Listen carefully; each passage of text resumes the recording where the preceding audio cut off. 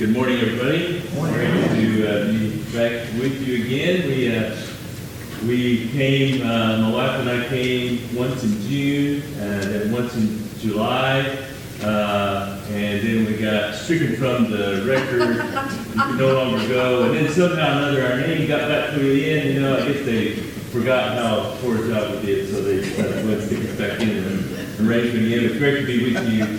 For those of you that weren't here in June and July, we were here, I'll just introduce ourselves just a little bit. So my name is Gary Jackson. I'm from a little bitty town in West Texas, close to Lubbock, Amarillo, called Hart, H-A-R-T. About 1,000 people in that community. Grew up in a very small congregation, but it's just amazing how God has taken us to a lot of different places. I'll tell you about it a little bit. My wife, Danita, grew up in Western Kentucky, and when I went from Hart to Kentucky to visit her family for the very first time, I kept complaining how we couldn't see anything for all those trees. In West Texas, we don't have that trouble. You could see for miles and miles. In Western Kentucky, you couldn't see anything for all those trees. But anyway, we were thankful to be in Searcy right now. So my wife and I, we met through a program, a missions apprentice program called AIM. Maybe some of you have heard it before, out of Lubbock, Texas. We married and went as missionaries to the former Yugoslavia, now Serbia. We were there for 10 years. We were in Russia for 9 years, in Moscow, and the last place was Beijing for 7.5 years. And then in 2012, since 2012, we've been working at Harvard University. Working with the Chinese students that are there, with the Chinese church that's there in Searcy, and also teaching and sending out young people. We train summer mission interns that go out all over the world in the summertime. But we do live in very interesting times, I believe. I was just thinking about that this morning for some reason. Every once in a while it kind of hits you. So this morning, before we came here at 8:15, we met online. We have our Chinese church since COVID.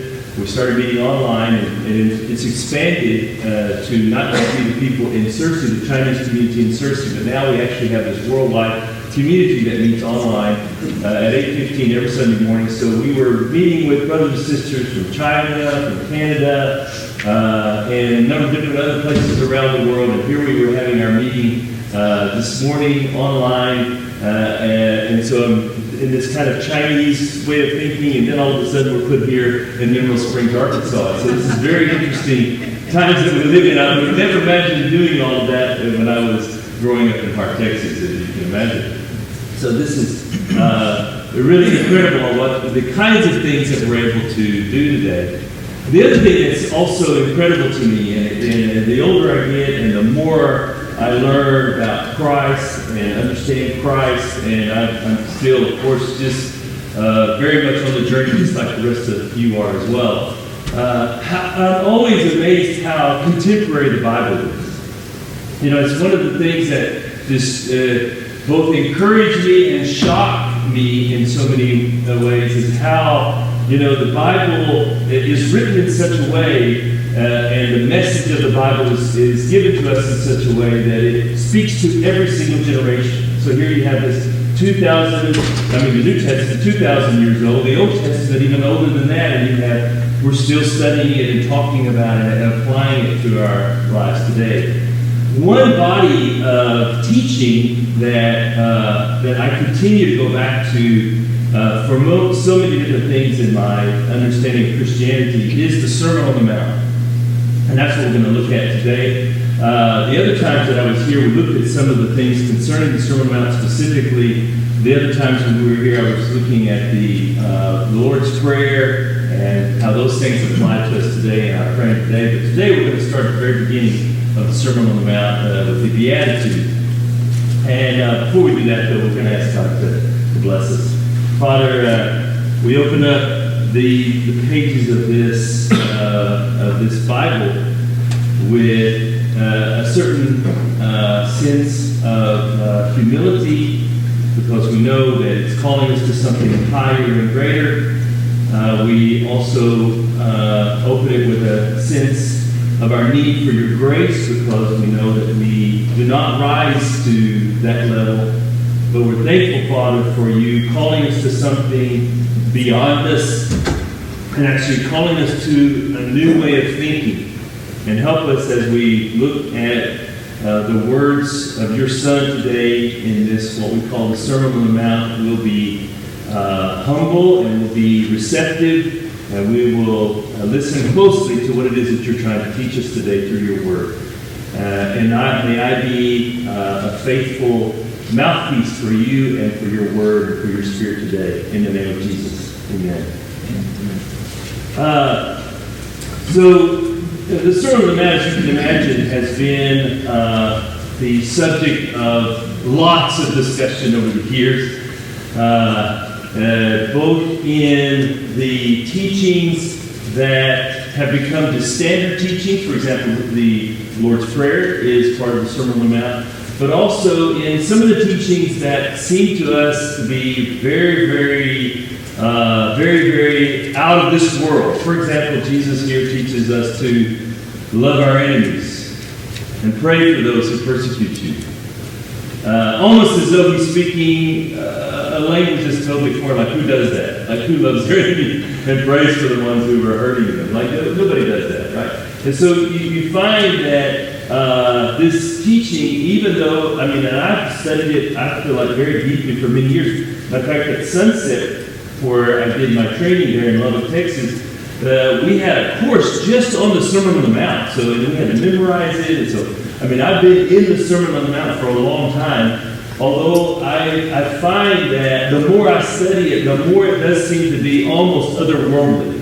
It's almost as though somebody came from another planet and said, this is how you're supposed to live. You've been living all wrong. This is the way you're supposed to live your life. And so Jesus, in this sermon, he presents so many things that if you don't find it, and this is my humble opinion, if you don't find it very otherworldly, if you don't find it in some ways a direct attack against the way most people think in our world today, including myself, then I think you're not reading it correctly. It's designed to be one of those sermons that causes you to, move around in your seat a little bit and cause you to get a little nervous. Like, did he really mean what he said right here? Let me give you an example. Jesus says, in the Sermon on the Mount, Jesus says, if your right hand causes you to sin, what should you do?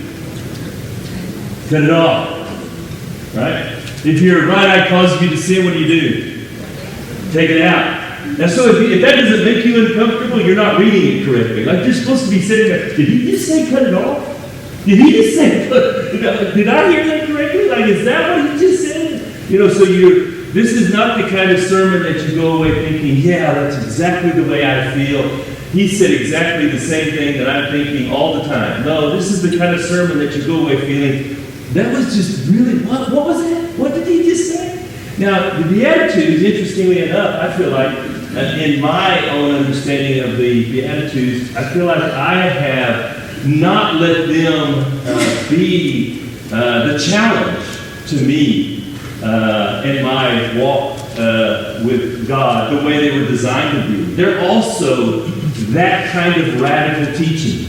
They're also the kind of teaching that when the people heard them at the time, I'm sure they were saying, did he just say what I think he said? And so you're all the time just kind of pausing and reflecting on what it is that he's actually doing there. So it's almost as though someone came to us and said, 2 plus 2 is no longer 4, now it's 5, Or someone says, in this other world, gravity doesn't pull you down and lifts you up. It's that kind of radical change in our way of thinking that we really do need to take seriously, because if we don't allow it to have the challenge to us that it was designed to have, I believe, by Jesus Christ, then we're going to miss the teachings. And so we're going to talk a little bit about how we should approach this and how it is that we are to understand this. Now, so first thing we need to say, we're going to spend a little bit of time on this in the beginning of the lesson, is Jesus says before Pilate, when Pilate is asking him about who he is, if you remember, and he says, so you're a king, right? And Jesus says, well, I my kingdom is not of this world. Okay, so there's a very good cue as to how we're to understand Jesus' teachings, all of them. And not only when he's telling parables and everything else, but that's also true of the Beatitudes, right? So this is otherworldly. He's talking about some kind of kingdom that doesn't look like this kingdom. So what do kingdoms do when their king is under threat? The kingdoms of this world, they go and they fight, right? And unfortunately, some Christians and throughout history have believed that's what we're supposed to do. So you have things like the Crusades, and you have things like that happen where Christians believe we need to go out and kill people in the name of Jesus, right? That's this worldly kind of thing. But Jesus says, my kingdom is not of this world. If it were, my people would fight for me. But because they're not, that's not the way my kingdom works. We don't fight. We don't kill. We don't use force to coerce people. Now, Christianity, in the name of Christ, a lot of those things have been done. So when you read the Sermon on the Mount, you have to have, I believe, an image of Jesus and the way that he's represented. You have to have him in mind as you're reading this. So don't read the Beatitudes or the Sermon on the Mount and think of Gary Jackson, right? Because you're not going to see everything you need to see if you think of that. And don't think of yourself, other than maybe how you compare to that. You don't think about someone even among us, and even as great as they are, they may have moments where they look like this, but this is so out of this world that it should call us all into thinking about the world very, very differently. So one of the things as we look at this is we have to think about a worldview. Now that may not be a concept that's real familiar to you, but a worldview is something that people have used to describe the lens in which you see the world.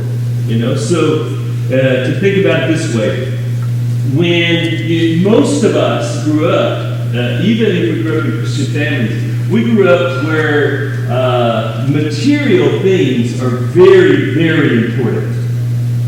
So, including your life, your health, your possessions, right? And so we all kind of grew up, and we've all grown up in this atmosphere where that is kind of the worldview through which we look at things as they are healthy or they're good because they help me in some material way. And so Jesus, who will present this other worldview from this outward, he says, all of that you think is really important? The things that people value, God hates. Okay, so it's that kind of different. Like, you think this is our value system? Well, that value system that the world has, that's the one that God can't stand. And so Jesus all the time telling us, use your possessions for different things. Don't value your life. He will even say things like, if you won't actually hate your life, then you will not receive life. So this whole concept of pushing a worldview that in its values aside and thinking about adopting a worldview that's coming from God, a worldview that reflects the values of this other kingdom. So let's think about even the way we talk. So we say the word blessed, right? We say those people are really blessed with, right? What? Money, right? Isn't that what they typically, so they're really blessed, or they're really blessed with good health. Right? You see how that plays out? So even in our language sometimes, now I'm not saying that they should say they're cursed with money, but in Jesus' worldview, it's actually, what does he say about rich people? How is it for them getting into the kingdom of heaven? Very difficult. And we're like, but aren't they the blessed ones? Not necessarily, right? Matter of fact, Jesus and the teachings of the apostles is, so you think about what is a happy person? What is a person who should feel like they really have everything going for them? Right? What is a person, what is that person like that, man, they've got everything going for them. Well, they've got the best education, they've got, great family, they've got money, they've got health. That's not Jesus' value system at all. Okay? So we talk about people who are well off. Who are the well off in our common vernacular? It's the people who have money, right? They're very well off. Well, Jesus would look at that and he said, not necessarily. Not necessarily at all. You don't need to think about those kinds of values and the way of thinking about the world to say, as a reflection of this new kingdom value system. It's a totally different system that Jesus is trying to, a totally different way of thinking that Jesus is trying to introduce us to. And so we do have to feel, as I'm trying to warm us up to, a little bit pushed to think about the whole world and even my own life in a different way. So in our system right now, and this will be one of the Beatitudes we'll look at, there's a very high value placed on happiness. Right? Like, if you're not happy, then you need to get happy. Right? Right? If you're not, you just need to be happy, and you just need to do whatever you need to do to be happy. I've heard people divorced because they weren't happy. You ever heard that people do that? I'm just not happy, They do crazy things sometimes. Leave their children because they're not happy. They do all kinds of things because they're not happy so that they can get happiness, And I just had an affair because I wasn't happy, all of these reasons, and somehow that seems like it's a good justification. Not for Jesus. Right? Jesus says, matter of fact, Jesus say, just back up just a little bit, Jesus doesn't seem to place a great value on happiness the way we define it. He could care less about our happiness. Because that's not really as important as we may think it is. Matter of fact, he will say, blessed are those who mourn. Blessed are the ones who are sad. And so sometimes Jesus is presented in this way. There used to be there was a movie that came out, not too many people have watched it these days, but it was very popular at the time. There was this movie about Jesus that came out. They were called The Joyful Jesus. He was just smiling all the time. He was just happy all the time. He was just doing things all the time. Maybe that's the way Jesus was. I don't get that from the Gospels. I think Jesus felt moved to a lot of sadness as he looked at the world, as he looked at his disciples. As he saw the value system that they're at the very last moments, they're arguing about who's number one and number two. You see the worldview clash. They're talking about who's number one, number two, and Jesus fixed to go die on the cross as the greatest one who ever was on the earth. He's now to take the lowest position of anyone who's ever come. And they're arguing about number one and number two. Yeah, it's a different world that Jesus is trying to show us, not power, not position. Jesus will say, out in the world, the person that's the most important is the one that's at the top, right? And that's the one that we feel like, if I could just get up there a little bit higher and perform a little better and get up to that moment. And Jesus says, no, not the one who's being served, but the one that's at the bottom. That's the number one. So Jesus gives us a way to think about our lives that really does challenge us. So when we look at that's all just introduction, by the way. When we look at the Beatitudes, we need to think about that way of thinking the Beatitudes. Right? We need to think about Jesus is saying he's coming into our world values and our way of thinking, and he's wanting to throw some stones at those idols and to destroy them with these Beatitudes. And that's the way it is. It's kind of, you're thinking about these stones are being hurled from another world into our world and saying, hell, think about that right now. Right? So, let me read to you, someone has done this for me, which I'm grateful. Let me read to you the Worldly Beatitudes. This is someone, if they were thinking about just the way we normally think and people in the world think, this is what the Beatitudes would look like. Blessed are the rich, for theirs is the kingdom of pleasure. Blessed are those who feel good about themselves, for they will be confident. Blessed are the aggressive, they shall control the earth. Blessed are those who hunger and thirst for recognition, for they shall be noticed. Blessed are the demanding, for they shall receive what is coming to them. Blessed are the sexually liberated, for they shall be their own gods. Blessed are the scheming, for they shall be called children of the powerful. Blessed are those who are praised by the world, for theirs is the kingdom of now. So you feel a little bit of the difference there? I think you can see how our value system does indeed clash with what Jesus teaches. Blessed are the poor in spirit, for theirs is the kingdom of heaven. Blessed are those who mourn, for they will be comforted. Blessed are the meek, for they will inherit the earth. Blessed are those who hunger and thirst for righteousness, for they will be filled. Blessed are the merciful, for they shall be shown mercy. Blessed are the pure in heart, for they will see God. Blessed are the peacemakers, for they will be called sons of God. Blessed are those who are persecuted for righteousness, for theirs is the kingdom of God. Now, when we read when we look through these, we'll look at them, each one of these, and now with the time that we have left, we'll look at these in light of Jesus. So Jesus is going to be our model. We're going to look at these teachings now as they pertain to Jesus Christ. So, poor in spirit. Blessed are the poor in spirit. So you think about Jesus, and here's just some ideas for you to think about as you consider what it means to be poor in spirit. So you look at Jesus and say, what does it look like? What does poor in spirit mean when you look at it in Jesus? So the passage that I immediately thought of was Philippians 2, 5 through 11.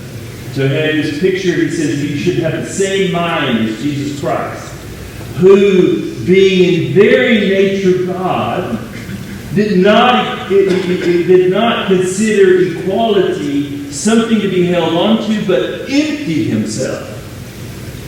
Right? So emptied himself. He emptied himself. He was a very nature God, but did not consider equality something to be held on to, grasped. But he emptied himself, taking the form of a servant.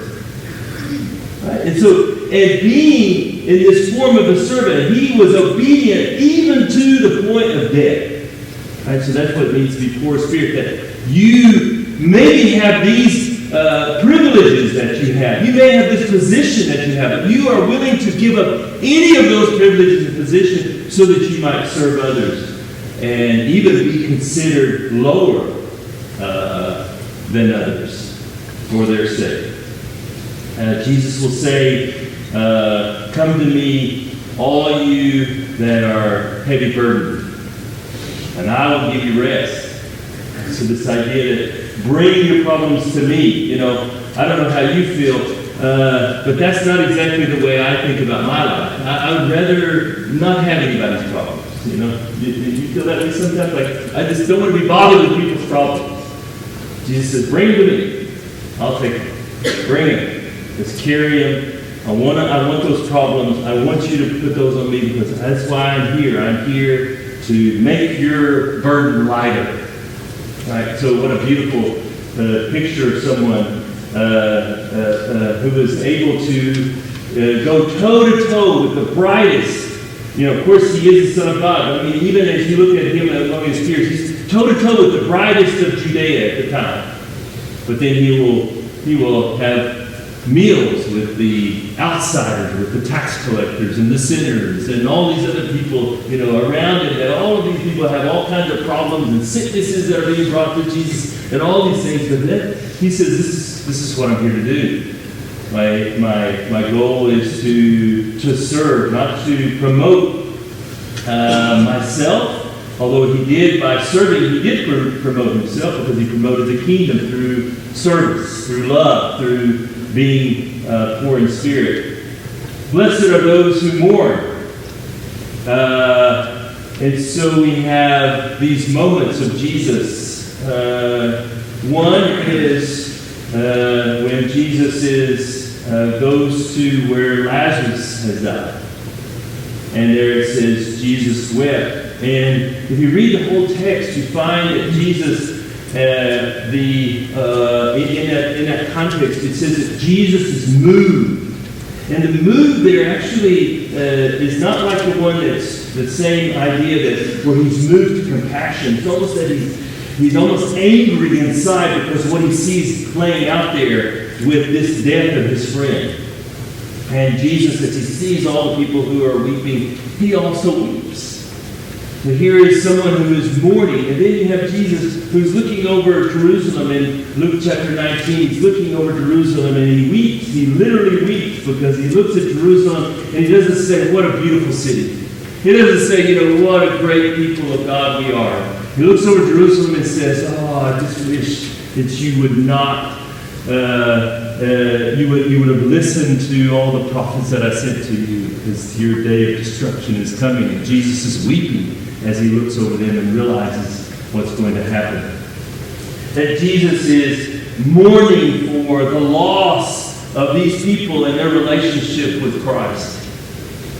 And I stopped there for just a moment and make a little side point. It's not specifically related to this one, but we do have to be careful. What it is that we're actually hoping for people. When we think about praying for people, what is it that we actually hope for them? Do we hope for that they will have health? Or do we hope for them and that they will have wealth? Or do we hope for them that they will actually find God? And because sometimes those things don't go together, brothers and sisters. You know how it is. When things are going well, do you think of God? That's not our natural response. It's actually sometimes when people experience those difficulties, when they are mourning, they are more likely to hear the voice of God than when they are at the top of the game.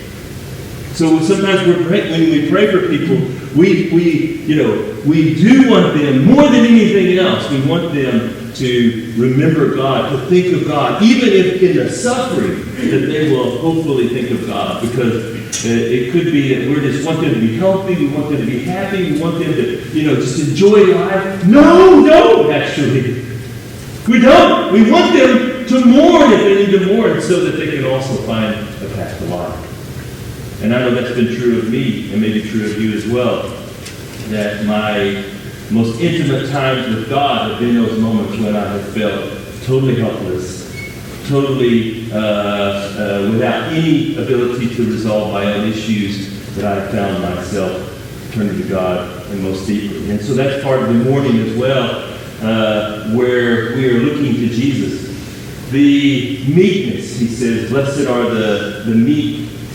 Now, meekness doesn't mean weakness.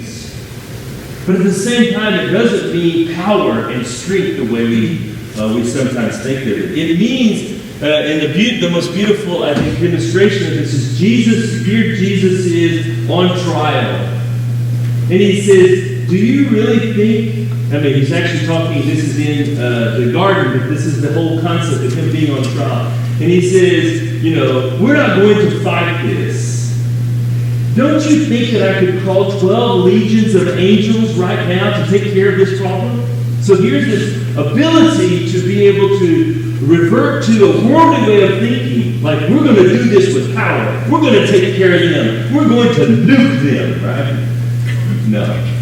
He says, no, we're just going to let this thing play out.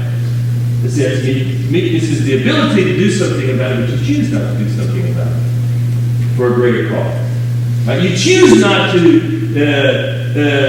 force your rights. Like I have the right to do this, and forcing your right, and we have the right to do it. You're thinking, no, what is it that what can we give up right now so that we can accomplish a greater purpose? That's what Jesus says. Jesus says that's the people who are going to get the earth. Not the powerful, not the haughty, not the ones who look like they're actually taking over right now.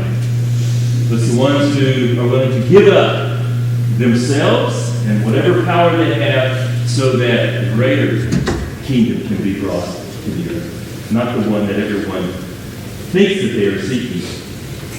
Then there's the hunger and thirsting for righteousness. Jesus introduces this idea to us using an Old Testament passage in Matthew 4 when he's being tempted by Satan.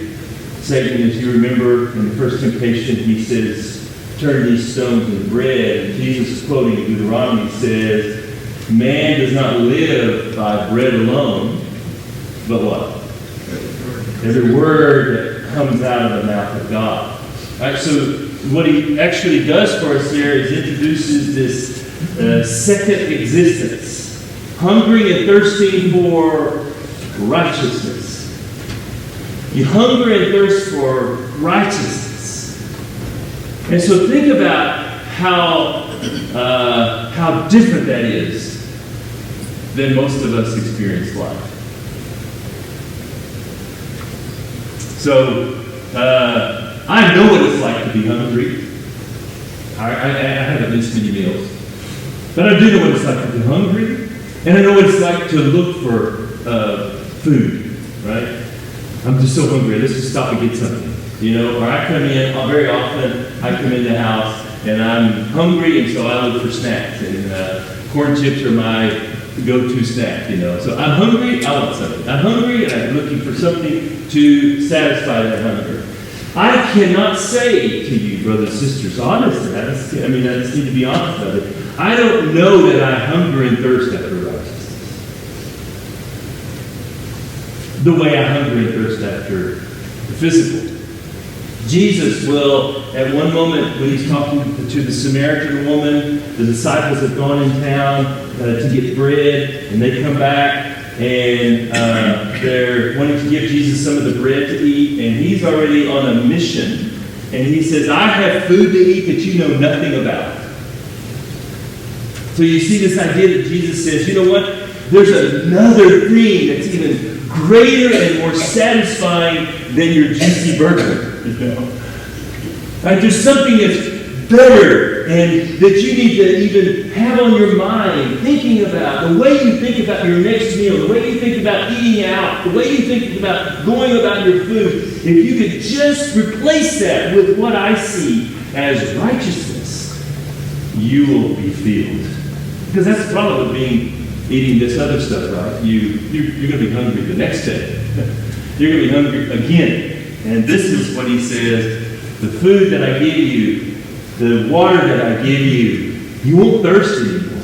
You won't be hungry anymore, because you will find that it's much more deeply satisfying. Hunger. And this idea of wanting more. I need more, you know. I don't want to fill myself with the righteousness, with this other kind of thing that can fill my soul, can fill my spirit, and not just want to fill my belly, the way many of us, unfortunately, we think about too much. The other thing that you find in Jesus in regard to this is Jesus was not a minimalist in this regard. You know, so people who hunger and thirst after righteousness are not minimalists. They're not thinking about what's the bare minimum that I could do to still be considered righteous. A good example of that is when Jesus is faced with the question of his baptism. He and John the Baptist are having this discussion, and John really doesn't even want to baptize him. He says, no, we need to do this to fulfill all righteousness. Did Jesus need to be baptized? I would say no, right? Because it was a baptism of repentance. Jesus didn't need the baptism as such, but he says, is this from God? Is this from God? Is the baptism from God? He had no question about that. This baptism is from God, I'm in. I want to do the thing that is fulfilling all righteousness. Not that, asking questions, do I need it? If this is from God, then I need it. I want it because it's from God. So it makes your life a lot more simple. That you only have to answer one question. Is this from God? And then you can actually do the thing that you know you need to do and make sure that it's right. Blessed are the merciful. Jesus' ministry really could be described as that. It's a mercy ministry. Jesus believed that he came to a world that was in darkness. How do you see the world? He believed that he came to a world that was lost. Jesus will say things like, and sometimes we forget how otherworldly it was. Jesus will say, I have come that you may have life, and that you may have it to the full. When he says, I have come that you may have life, what is the assumption there? That they're dead, right? That they don't have life. So Jesus comes into a world believing that he's bringing life into a world that's dead, that he's bringing healing to a world that's sick, that he's bringing forgiveness to a world that's under the wrath of God. That's what Jesus believed about the world that he was going into. And so his attitude toward the world was that in that posture. He's thinking, they need mercy. They need forgiveness. And that's the thing, that the only thing that this world is going to make it a better place, brothers and sisters, is that. Well, there's no political platform that's going to help us. There's nothing that's going to come from Washington that's going to make us better until we understand that. That we're a world that's lost, that's been under the wrath of God, that is under the wrath of God, and what we need is reconnecting with Him. We need forgiveness, we need mercy, we need those kinds of things that will actually help us to become the real kind of people that we need to be, that God wants us to be. And of course, the greatest example of that is Jesus, who is on the cross. And, these people have just crucified him. And, he's suffering on the cross. And in his suffering, he looks upon the people who have just crucified him. And he says, forgive them, for they don't know what they're doing. Yeah, that's the different kind of mercy that I have. Jesus said, blessed are the pure in heart. And here you see another thing that he looked at the world really differently. He didn't think about relations as a means to get to an end. I need to network with these people so that my kingdom can progress. We need to get in there and kind of get all of these, get connected to the right people, to get the right people in power, get rid of the old Sanhedrin because they're thinking this way. Jesus looked at the world much more simply, like much more otherworldly, if you will. Blessed are the pure. He didn't give deference to people in power or the rich. In fact, he would speak very clearly against them. He didn't exclude women at a time when women had no place in society. He didn't exclude the tax collectors. He didn't exclude the sinners, so-called, from his circles. So you see how he actually did think about the world in a very, very different way. The pure in heart. He thought about them as people who were lost sheep, as people who were sick, as lost sons and daughters. That's the way he thought about them. He could also, because he was pure in heart, of course, also because he had the Spirit of God in him, he could perceive the intentions of the heart. I think also because he had a very clear view of what the heart was about. He also knew that he couldn't entrust himself to any man because he knew of the intentions of the heart. So we have a very very realistic view of people and their potential for good, but also their potential for great evil.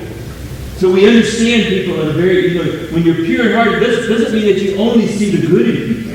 It's that you see the bad in people and you love them anyway. And you see the bad in people and you still go ahead and trust them, even though you see the bad in them. That's what Jesus says. That's what pure in heart means. It's not that you can see who they are and you can say, well, I have to stay away from them. They're not trustworthy.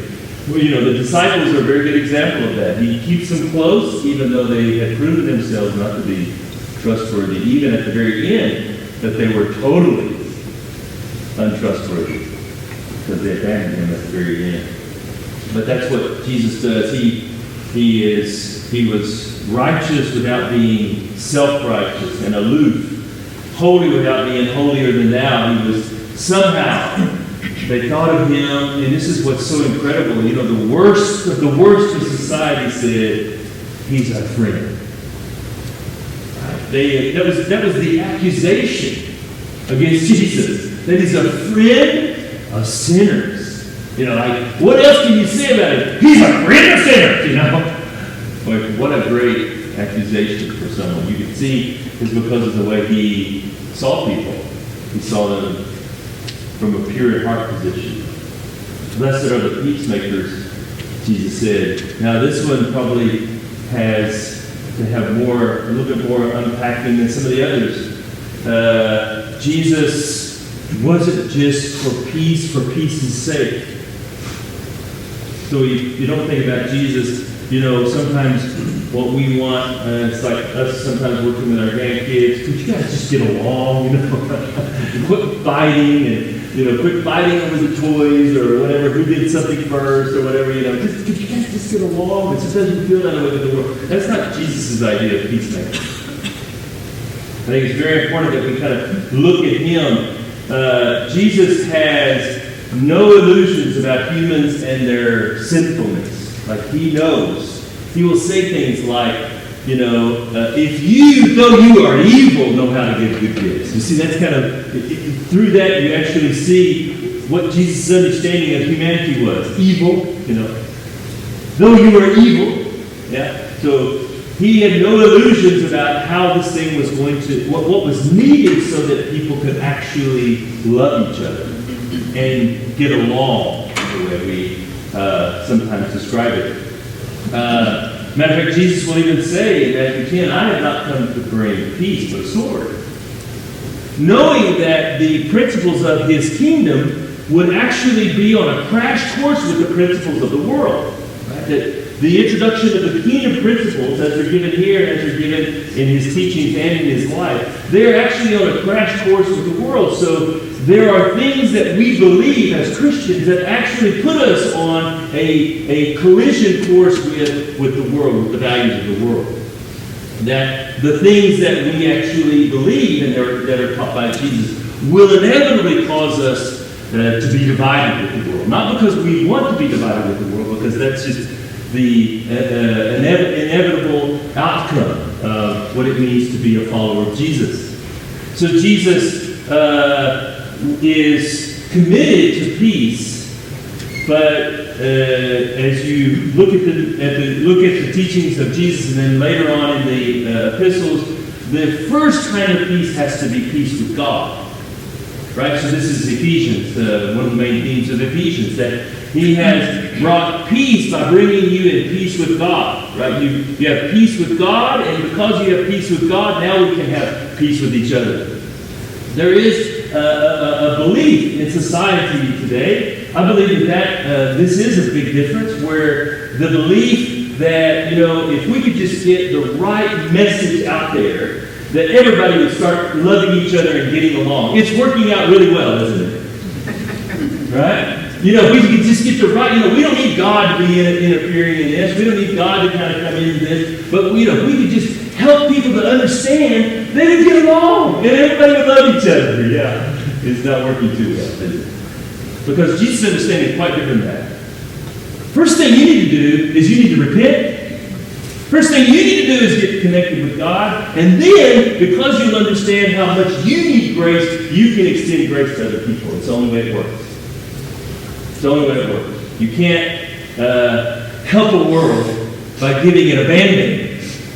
It needs a complete overhaul by being transformed by the grace, through the grace of God. That's the way Jesus meant when he said, blessed are the peacemakers. He's talking about people who bring a message of peace with God.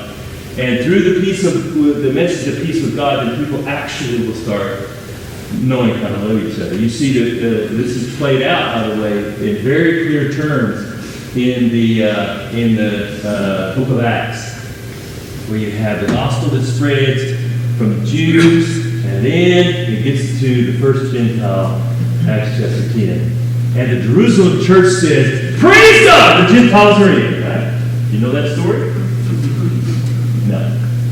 Right. So they need to go back to the cross. The Jews need to go back to the cross. And understand that this is something that was extended to them, not just because they have a special place with God, but to all people, including the Gentiles, right? So God has included the Gentiles with His grace and mercy.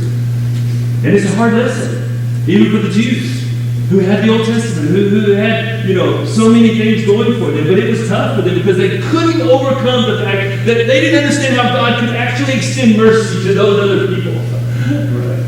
Yeah. And it's something that we wrestle with today because we, again, maybe haven't clearly understood what it means to have peace with God and what it took to have peace with God and how we can extend that to other people.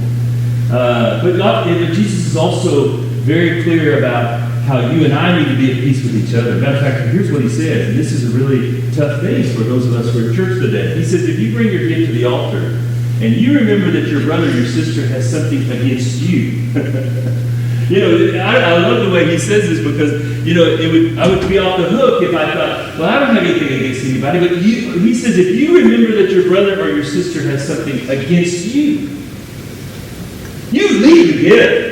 Don't even try to bring me a gift to the altar. You leave the gift and you go back and you make amends with them, and then you come back and you talk to God. That's how radical He is about how this peacemaking needs to come into a very practical application of church relations. Like, don't come to church and start praising me, knowing that brother or sister so-and-so has something against you. You go and you figure it out first. Go to the back, go outside, do something, get together with that brother or sister. Then you come and bring your praises to me, and I'll receive them. Jesus, in Matthew chapter 18, a lot of people don't believe this passage. Unfortunately, He tells us how to resolve even issues in the church, right? You go to your brother and sister, if that doesn't work, you take 2 or 3 more with you. If that doesn't work, you bring it before the whole church. And sometimes we just want to kind of act as though there's no problem there. We're just going to kind of act as though it's going to go away, and it doesn't. And it comes back to sting us later on when we don't deal with that. So He's also this peacemaking has to have a very practical application, particularly among believers and in the church. And then lastly, blessed are the persecuted. You thought we'd never get there, didn't you? Blessed are the persecuted. So He says, because of righteousness. I want us to think about this for just a little bit. There's 2 possible ways to think about this. Jesus is persecuted because He was righteous. Right? So that's maybe one understanding of this. And Jesus also was persecuted because He really did. He was from another world. He was the righteous one. But also, His persecution was with the purpose of attaining righteousness for others. So it's another way of thinking about taking a hit for other people, which is definitely something you see in Jesus. He's persecuted for a righteous cause, standing up for people who don't have a voice. He's standing up for the weak and the poor and the widows and the orphans and those who are not being treated well by the systems of our world. My son-in-law and my daughter just had a big garage sale for an organization in Searcy.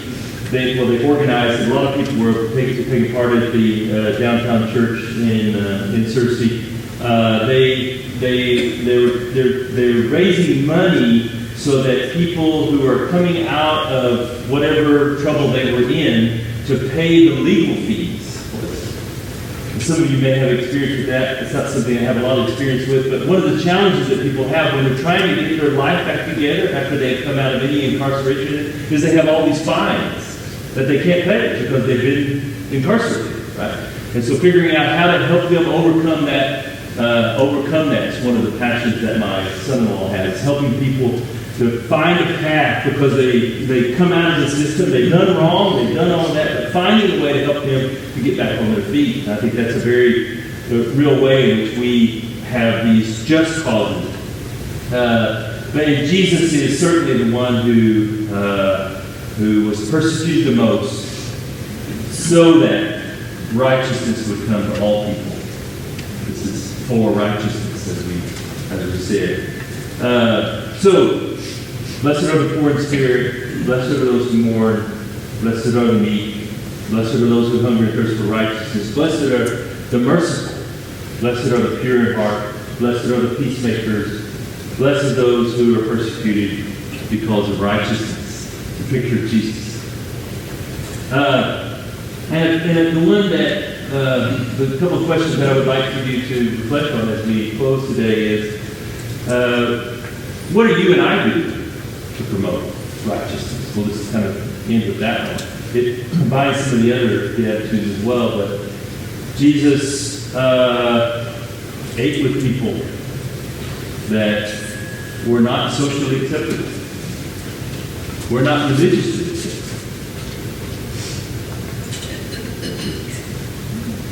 That doesn't characterize my life. Does it characterize yours? He accepted those whom others rejected. Right? That he had a way when people were put out, when people were pushed aside, he had a way of bringing them in. Sometimes to the demise of his reputation. Right? That he became, when they said he's a friend of sinners, it wasn't a compliment. Right? It was an accusation toward Jesus. And he was taken advantage of by his countrymen, by people around him, even his own disciples. Judas being, of course, the main one. That he was that vulnerable. He allowed himself to be taken advantage of. Something that I find very difficult to do. To allow myself to be taken advantage of with full awareness of it. That Jesus would help people, and even when he taught about the kinds of people we're supposed to have into our homes. There's another overlooked passage. He says, when you throw a banquet, this is Luke chapter 14, 12 to 14, he says, when you throw a banquet, don't invite your friends. Don't invite the rich, the influential, because they're going to maybe invite you back. You ever had a discussion with your wife or your husband, we should have them over, and maybe one of you says, well, they haven't had us over. You ever had that conversation in your family? Yeah. But so Jesus wants us to learn another way of thinking about the world. Just from a very simple thing. Who do you have over to your home? Who do you spend time with? Who do you have lunch with? Invite the people that will return the favor. We'll take advantage of you, if you will. Not a big thing. You don't have to go across necessarily to do that. You can just start having lunch with people that probably will never have you in their home, never be able to return the favor. As a matter of fact, the idea of being taken advantage of, let me just kind of end with that because I think that's what Jesus is saying, you're being persecuted for righteousness. Paul had a way of thinking about the world and his place in the world that's really different, I believe, from most of us. Most of us think about Jesus dying on the cross and he suffered for us and it's over. Paul in Colossians chapter 1 verse 24, he says, he reveals something about his way of thinking about his life that is, again, very otherworldly. He says we need to fill up in our bodies what is lacking in the sufferings of Christ. So when Paul goes into a city, he's already thinking that he's going to suffer and that it's right that he suffers because the sufferings of Christ are not yet complete. So that's another worldly way of thinking about it. So when you look at the Beatitudes, you're thinking, yes, this is what we do, not in promoting ourselves, but actually through this understanding of how we approach our lives, we will promote Christ, and his suffering will become even more and more evident to all people. Maybe we'll be appreciated. Jesus says, don't be surprised. They hated me. They're probably going to hate you too. So again, another very different way of thinking about our lives. So this is, of course, not an exhaustive ideas of the Beatitudes. Hopefully your study will continue. It's not that you're studying this for the first time. This will be something that you'll continue as you think about reading the Sermon on the Mount. You'll begin to consider it from the standpoint of Jesus, who he was, and what his worldview, what his kingdom was all about. Let me end with prayer. Father, thank you for this opportunity for us all to share a moment to reflect on Jesus, which is he's the one we want to lift up in this sermon. It's his sermon, it's his world, it's his kingdom, and we are here to imitate, to learn, and to be able to embrace it with all of our heart and our soul. Ask your blessings on this community of believers as they also try to apply these teachings and to look more like Jesus, to be a community of Christ followers to this community and to this area. And we pray this in the name of Jesus.